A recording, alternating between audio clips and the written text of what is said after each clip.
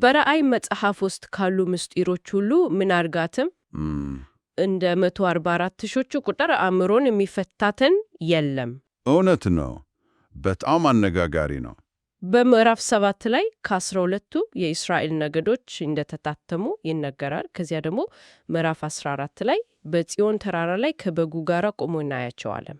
አዎ። እና ትልቁ ጥያቄ ይሄ ነው። እነዚህ እነማን ናቸው? ቃል በቃል 144,000 አይሁዳውያን ወንዶች ናቸው ወይንስ ምሳሌያዊ ትርጉም አለው? እና ደግሞ ሁለቱ ቡድኖች አንድ ናቸው ወይስ የተለያዩ የሚለውም ጥያቄ አለ። በትክክል ዛሬ የቀረቡልን ምንጮች በዚህ ጉዳይ ላይ በጣም ጥንቅ የሆነ ትንታኔ ይዘው ቀርቧል። የዛሬው ጥልቅ ዳሰሳችን ዓላማም ይሄው ነው። በቀረቡልን ሰነዶች ላይ ተመስርተን የ144 ሺዎቹን እውነተኛ ማንነት እንመረምራለን። ተልቋቸውን። አዎ ተልቋቸውንም እና ከታላቁ የድነት ታሪክ ጋር ያላቸውን ግንኙነት።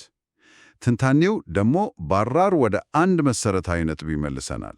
እሱም በሥጋዊ እስራኤልና በመንፈሳዊ እስራኤል መካከል ያለው ልዩነት ላይ ነው። ይህንን መረዳት ለሁሉም ነገር ቁልፍ ነው ይላሉ ምንጮቹ።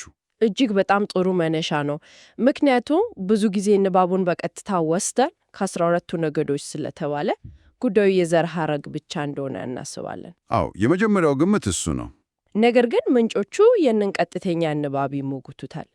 እስኪ ከዚህ እንጀምር። 144 ሺዎቹ የዘር ጉዳይ ናቸው ወይስ ከዚያ የጠለቀ ነገር አለ? በትክክል ጥያቄው ይሄ ነው። ምንጮቹ እንደሚሉት በራእይ 7 ላይ የነገዶቹ ስም ዝርዝር መጠቀሱ ብዙዎችን ቃል በቃል እንዲወስዱት አድርገዋል። ነገር ግን የቀረበው ትንታኔ እንደሚያሳየው ዝርዝሩ ራሱ ምሳሌያዊ ነው። ለምሳሌ ከ12 ነገዶች መካከል የዳን ነገድ የለም። እውነት ነው፣ ዝርዝሩ ላይ የለም። በምትኩ የምናሴ ነገድ ተጨምሯል። ይህ ለውጥ ራሱ ዝርዝሩ ታሪካዊ የዘር ሐረግን ለመቁጠር ሳይሆን የተሟላውን የእግዚአብሔር ሕዝብ ለማሳየት የቀረበ ምሳሌ እንደሆነ ነው። ልክ ነሽ። አዎ ይህ በጣም ወሳኝ ነጥብ ነው።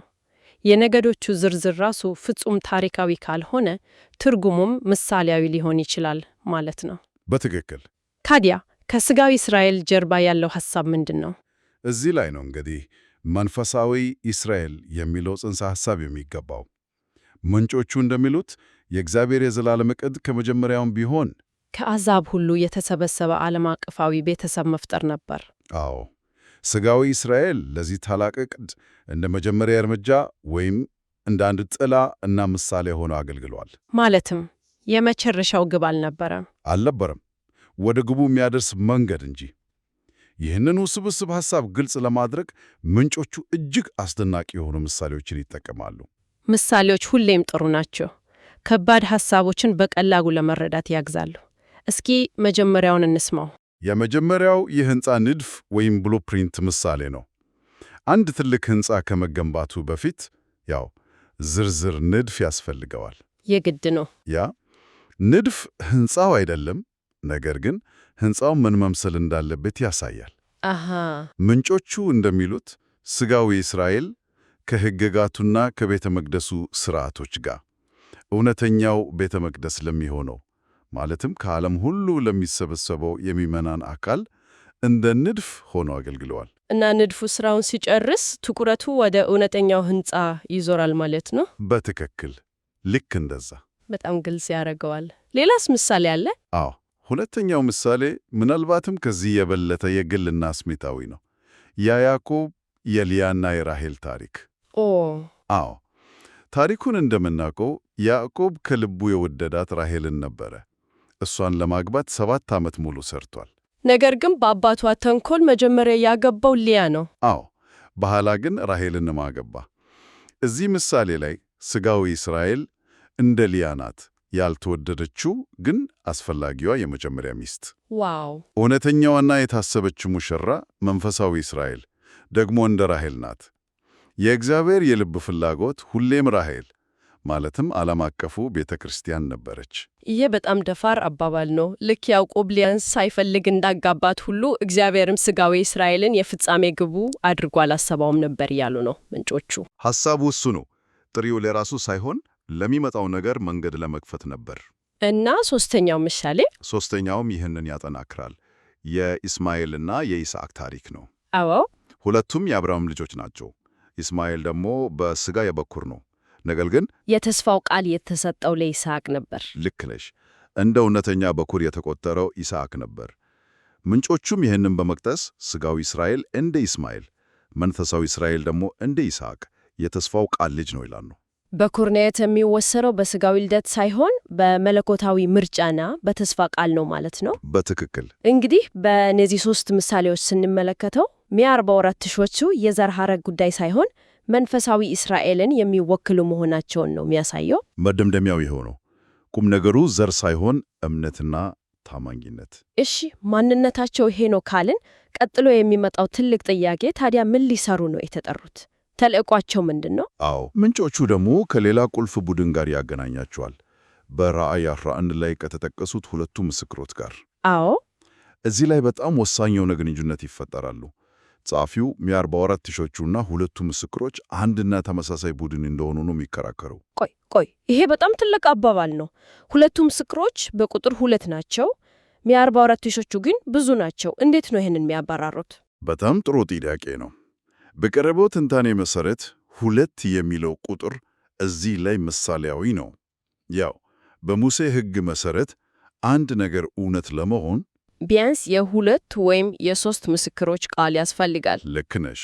ስለዚህ ሁለቱ ምስክሮች የሚለው አገላለጽ የሚያቀርቡት ምስክርነት በሕግ ፊት የጸና እና እውነተኛ መሆኑን ለማሳየት የቀረበ ምሳሌያዊ አነጋገር ነው እንጂ የሰዎቹን ቁጥር ለመግለጽ አይደለም። አሁን ግልጽ ሆነልኝ።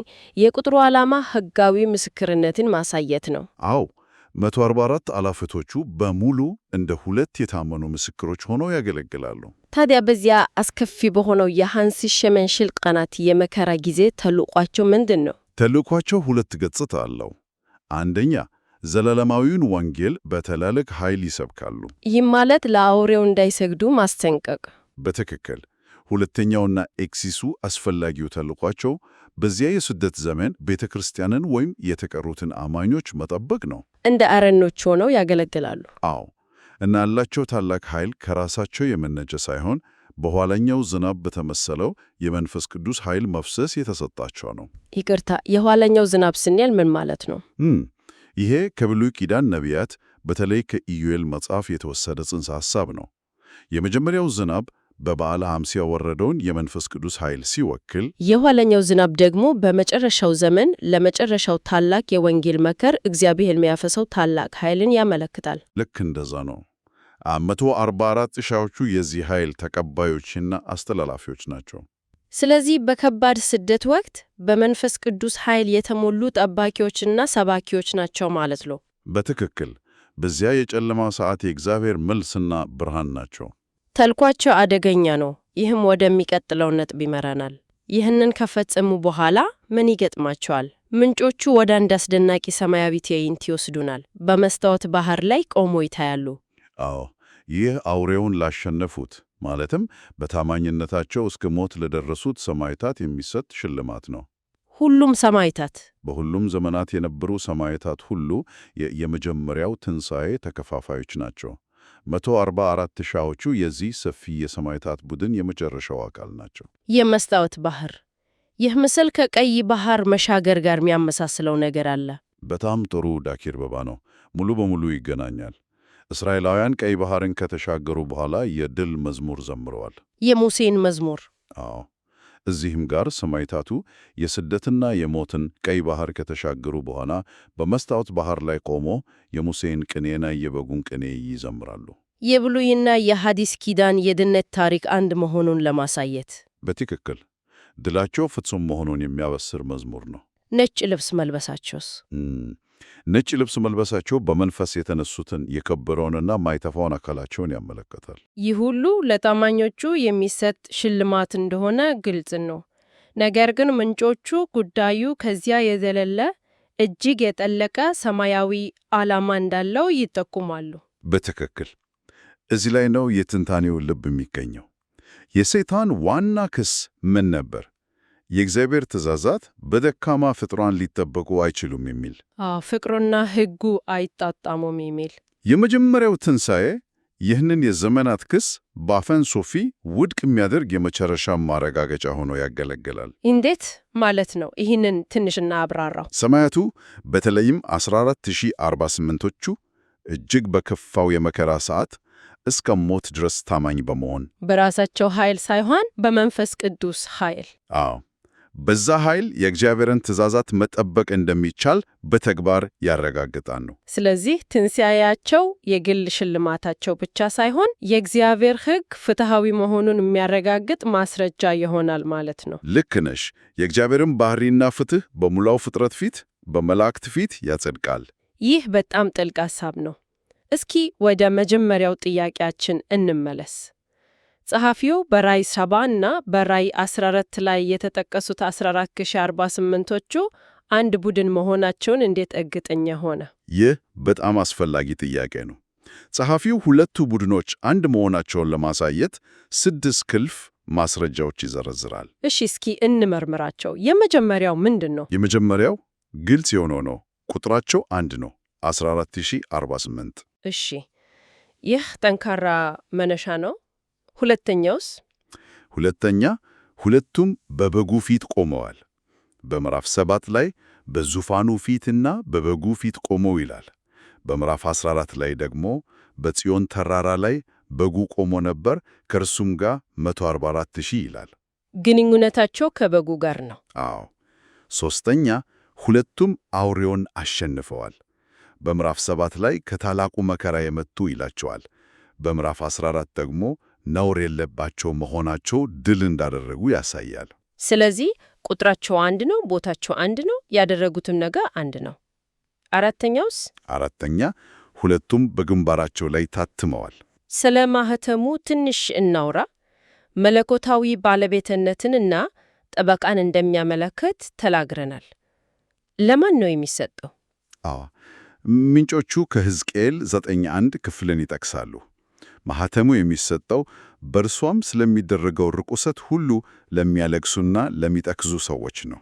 በዓለም ላይ ባለው ዓመፅ ከልብ ለሚያዝኑ ሰዎች ማለት ነው። በትክክል ለጽድቅ ለሚቆረቆሩ ናቸው። ወደ ማስረጃዎቹ ስንመለስ አምስተኛውና ስድስተኛው። አምስተኛ፣ ሁለቱም በዝማሬ ያመልካሉ። በምዕራፍ 14 ላይ ማንም ሊማረው የማይችለውን አዲስ ቅኔ ይዘምራሉ። እና ስድስተኛው? ስድስተኛ፣ ሁለቱም በመጀመሪያው ትንሣኤ ይካፈላሉ።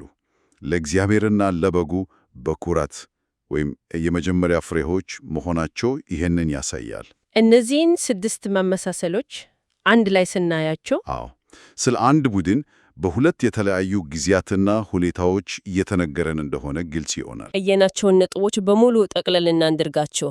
144,000 አሶች በዘር ላይ የተመሰረተ ቡድን ሳይሆኑ ከመላው ዓለም የተወጣጡ መንፈሳዊ እስራኤል የሆኑ አማኞች ናቸው። እናም በመጨረሻው ተጋድሎ ወሳኝ ሚና የሚጫወቱ የእግዚአብሔርን ጽድቅና ፍቅር የሚያረጋግጡ ምስክሮች ሆነው ያገለግላሉ።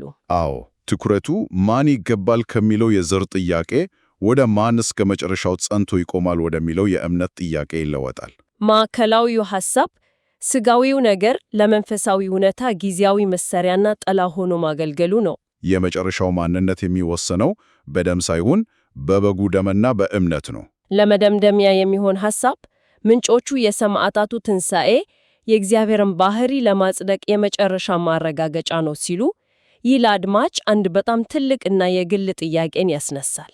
አዎ፣ የመጨረሻው ጥያቄ ይሄ ነው። የመጨረሻው የእምነት ፈተናና ታማኝነት ስለ ግል ድነት ብቻ ሳይሆን እኛ የምናየው ትልቅ ሰማያዊ ክርክር አካል በመሆን የእግዚአብሔርን ፍትሕና ፍቅር በሰማያዊ መድረክ ላይ በማሳየት መካፈል ከሆነ ይህ በምድር ላይ ስለምንጋፈጣቸው ፈተናዎች፣ ስለምንከፍለው መስዋዕትነትና ስለ ታማኝነታችን ባለን አመለካከት ላይ ምን አይነት ለውጥ ሊያመጣ ይችላል?